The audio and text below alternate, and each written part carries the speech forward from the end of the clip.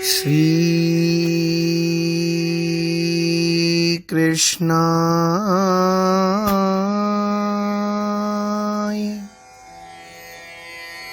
वासुदेवाय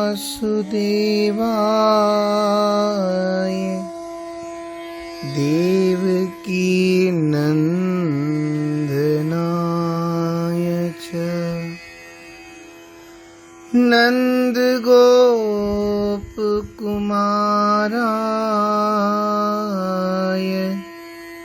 श्री गोविंदाय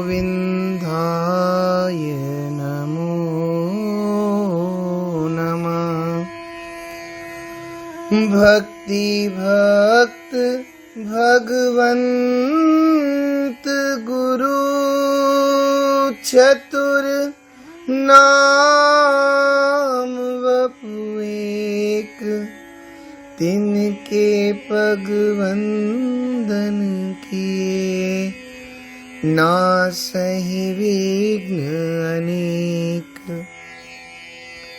मेरी भवबाधा हरौ श्री राधा नागर दोय, जातन की झाई परे श्याम हरित द्युति होय। बंदौ गुरु पद कंज कृपा सिंधु नर रूप हरि, महामोह तम पुंज जासु बचन रवि कर निकर। सब संतन निर्णय कियो मति, श्रुति पुराण इतिहास भजवे को द्वैही सुगर। कह हरि दास। जय श्री कृष्ण। भक्तों के चरित्र की श्रवण विधि में संतों की आज्ञा है श्री भगवत रसिक जी महाराज कृत श्री भक्त नामावली का अवश्य पाठ हम लोग श्रवण करें। तो कोई भी एक चरित्र जब हम करेंगे तो उनके आरंभ वाला जो भी एक प्रसंग का भाग होगा, प्रथम भाग, उसमें अवश्य भगवत रसिक जी महाराज वाला ये भक्त नामावली का भाव हम लोग श्रवण करके फिर चरित्र का श्रवण करेंगे। और बड़ा ही सुंदर भाव, इसमें सारे भक्तों की नामावली है। हम सो इन साधुन सो पंगति, जिनको नाम लेत दुख छूटत, सुख लूटत तिन संगति। मुख्य महंत कामरति गणपति, अज महेश नारायण। सुर नर असुर मुनि पक्षी पशु, जे हरि भक्ति परायण। वाल्मीकि नारद अगस्त्य शुक, व्यास सूत कुलहीना। शबरी स्वपच वशिष्ठ विदुर, विदुरानी प्रेम प्रवीणा। गोपी गोप द्रौपदी कुंती, आदि पांडवा ऊधो। विष्णु स्वामी निम्बारक माधो, रामानुज मगसूदो। लालाचारज धनुर्दास, कुरेश भावरस भीजे। ज्ञान देव गुरु शिष्य त्रिलोचन, पटतर को कहि दीजे। पद्मावती चरण को चारण, कवि जयदेव जसीलो।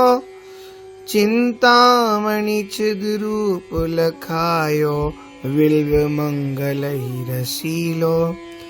केशव भट्ट श्री भट्ट नारायण भट्ट गदाधर भट्टा। विठ्ठल नाथ वल्लभाचार्य ब्रज के गुजर जट्टा। नित्यानंद अद्वैत महाप्रभु शची सुवन चैतन्या। भट्ट गोपाल रघुनाथ जीव अरु मधु गोसाई धन्या। रूप सनातन भज वृंदावन तज दारा सुत संपति। व्यास दास हरिवंश गुसाई दिन दुलराई दंपति। श्री स्वामी हरिदास हमारे विपुल बिहारिन दासी। नागरी नवल माधुरी वल्लभ नित्य विहार उपासी। तानसेन अकबर कर में ती मीरा करमा बाई। रत्नावती मीर माधो रस खान रीति रस गाई। अग्रदास नाबादि सखी सवे राम सीता की। सूर मदन मोहन नरसी अली तस्कर नव नीता की। माधो दास गुसाई तुलसी कृष्णदास परमानंद। विष्णुपुरी श्रीधर मधुसूदन पीपा गुरु रामानंद। अली भगवान मुरारी रसिक श्यामानंद रंकावंका। रामदास चीधर निष्कंचन सम्मन भक्त निशंका। लाखा अंगद भक्त महाजन गोविंद नंद प्रबोधा। दास मुरारी प्रेम निधि विठ्ठल दास मथुरिया योधा।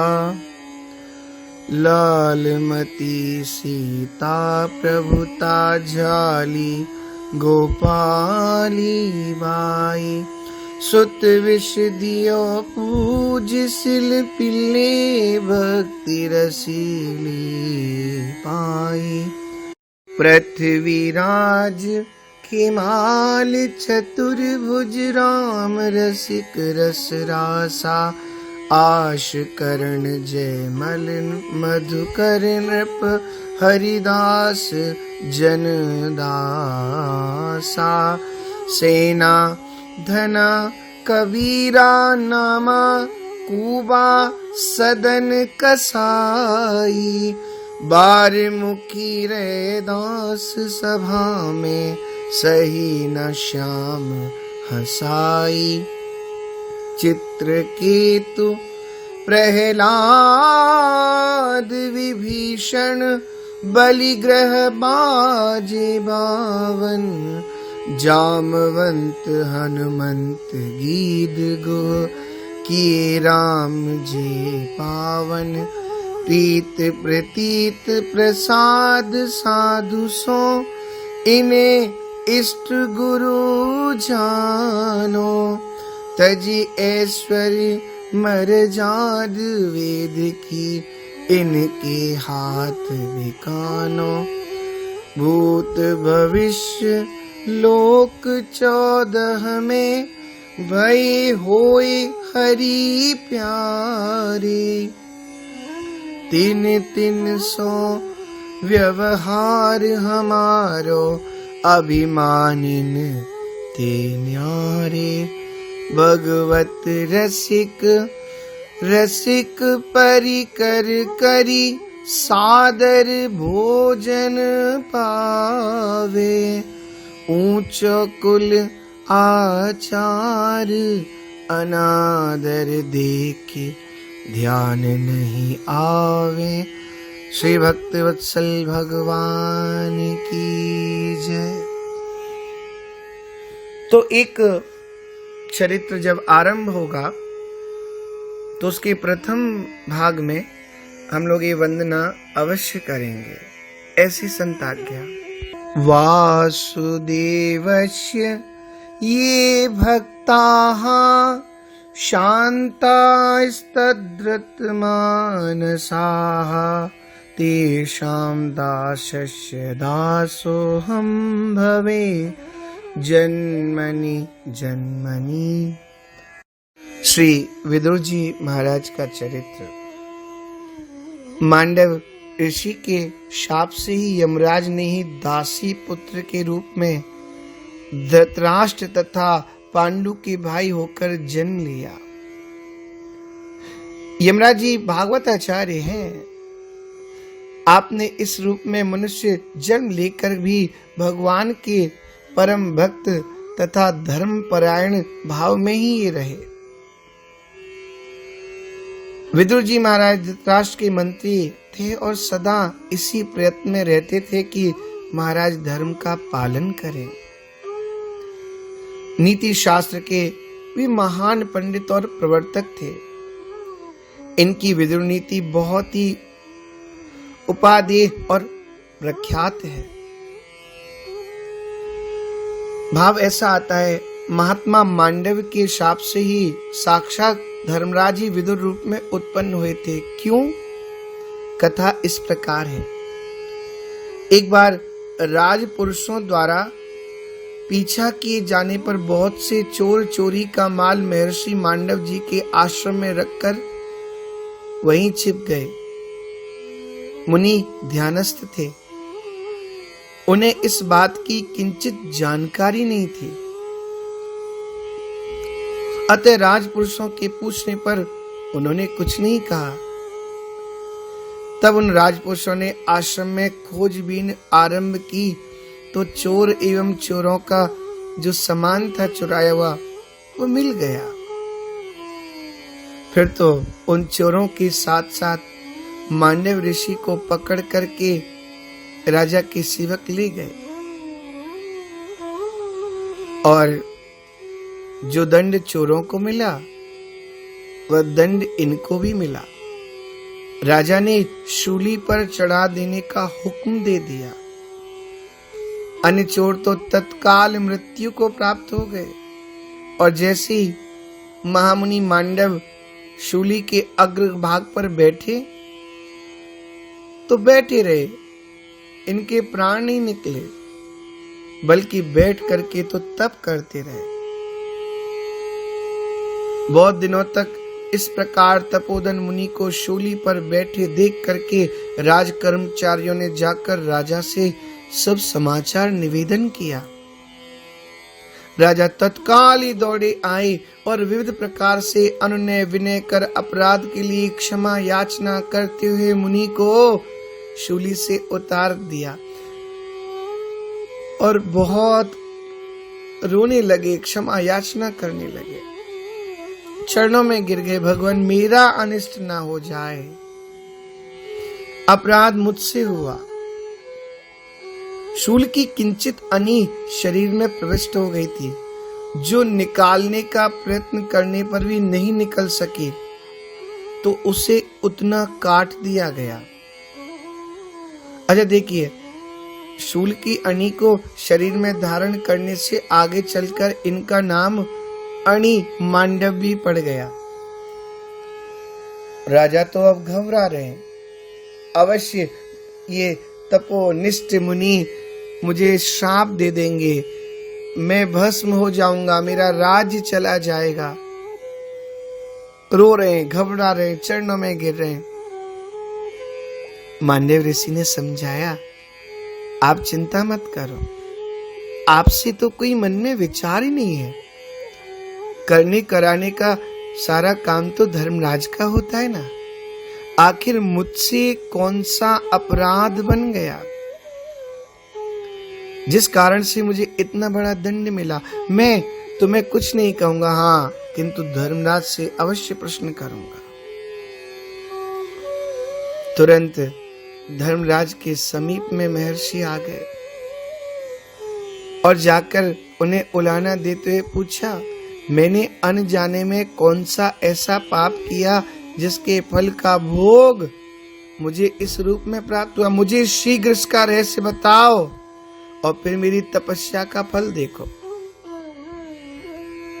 धर्मराज ने कहा, आपने बाल्यावस्था में ना एक पतंगे के पृष्ठ भाग में एक सींग घुसेड़ दिया, उसी का फल आपको ये मिला। ऋषि ने कहा, एक तो बाल्यावस्था, मैं धर्मशास्त्र का किसी को ज्ञान नहीं होता, बाल्यावस्था में कौन ज्ञान करता है धर्मशास्त्र का।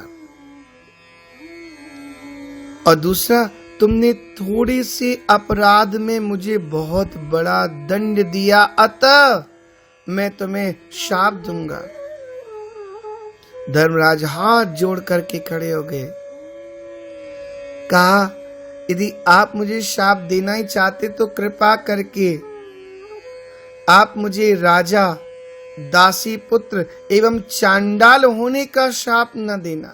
न मैं राजा बनूं, न मैं दासी पुत्र बनूं और न चांडाल बनूं। इसे बचा करके आप जो देना चाहते हैं मैं स्वीकार कर लूंगा।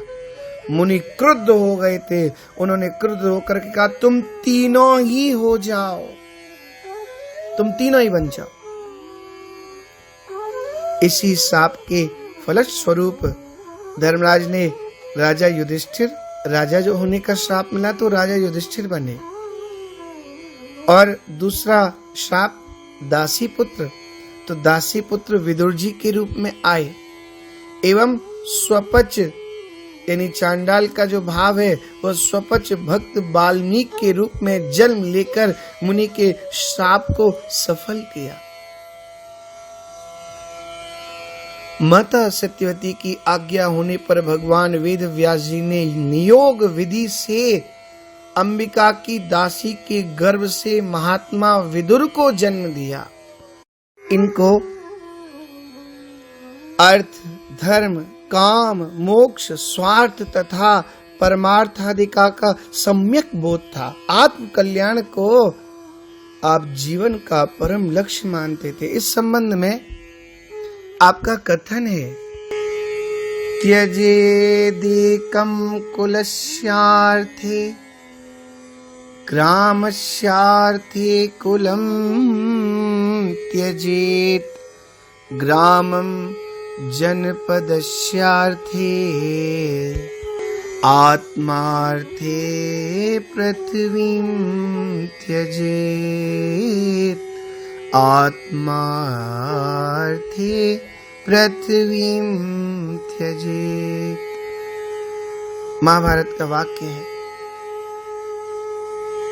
भाव इसका बड़ा सुंदर, विदुर जी का भाव, कुल के हित के लिए एक व्यक्ति को त्याग दें, गांव के हित के लिए एक कुल को छोड़ दें, देश के हित के लिए एक गांव का परित्याग कर दें और आत्मा के कल्याण के लिए सारे भूमंडल का त्याग कर दें।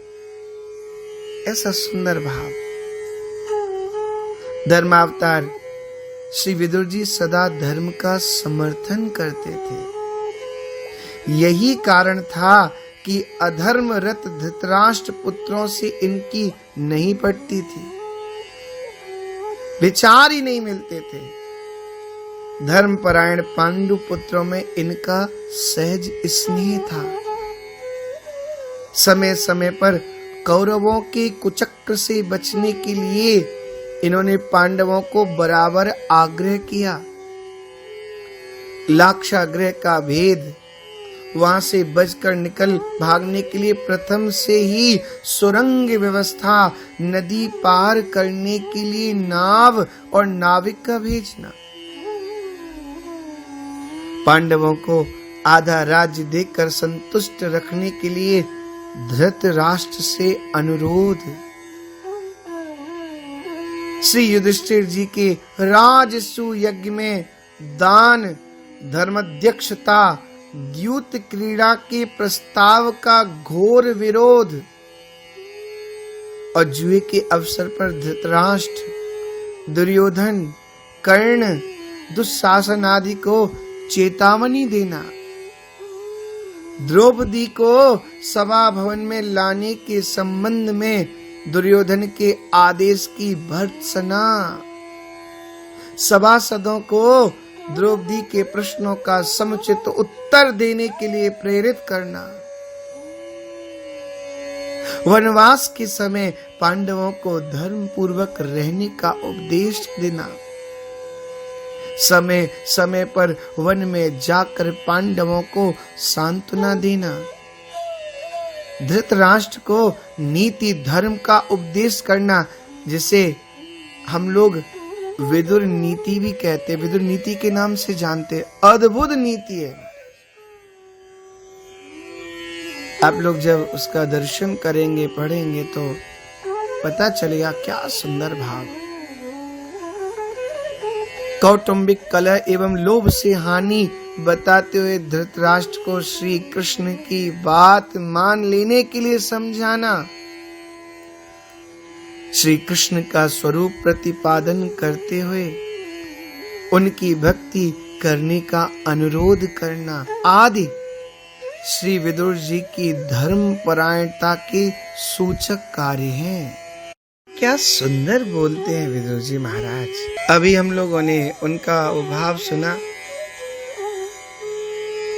दुर्योधन, कर्ण, दुशासन आदि को चेतावनी देना, द्रौपदी को सभा भवन में लाने के संबंध में दुर्योधन के आदेश की भर्त्सना। ऐसा करने पर क्रोधित हो गए थे दुर्योधन और मुख से निकल गया था, हमारा खाके काका हमें दोष लगाते हो, जिस थाली में खाते हो उसी में छेद करते हो। धृतराष्ट्र को समझाया, उसको कुंडलिया में पंडित कर दिया, इनके भाव को बना करके विदुर नीति के अर्थ को। कहते हैं नालायक बेटा तजो तजो स्वार्थी यार, निर्मोही माता तजो तजो निर्लज्जी नार, तजो निर्लज्जी नार, तजो सन्यासी कामी, नौकर नमक हराम, तजो अन्यायी स्वामी, गुरु लालची तजो तजो चेला अलसेटा, पिता अधर्मी तजो तजो नालायक बेटा। क्योंकि धृतराष्ट्र जी के मुख से निकल गया, विदुर तुम मुझे बार बार मेरे पुत्र को दंड देने के लिए कह रहे हो, समझाने के लिए कह रहे हो। ओहो, तुम्हारे कोई संतान नहीं है ना, पुत्र नहीं है ना, इसलिए तुम इस प्रकार की वार्तालाप कर रहे हो। विदुर जी ने तब तुरंत कह दिया था, अच्छी बात है, इसको देख के लगता है कि मेरे पुत्र नहीं है। और एक बात कहूं महाराज, यदि मेरे पुत्र होता ना, वो दुर्योधन नहीं सुयोधन होता, और यदि वो ऐसा नहीं होता, इसके जैसा होता, तो मैं सच कह रहा हूं, गोविंद के चरणों की सौगंध खा के कहता हूं, उसका मस्तक अपने हाथों से काट डालता, जो अनीति ये कर रहा है। तो ये धर्म परायणता के सूचक कार्य हैं श्री विदुर जी महाराज के। तो श्री विदुर जी का चरित्र आगे के भागों में हम लोग श्रवण करेंगे। जय श्री कृष्ण।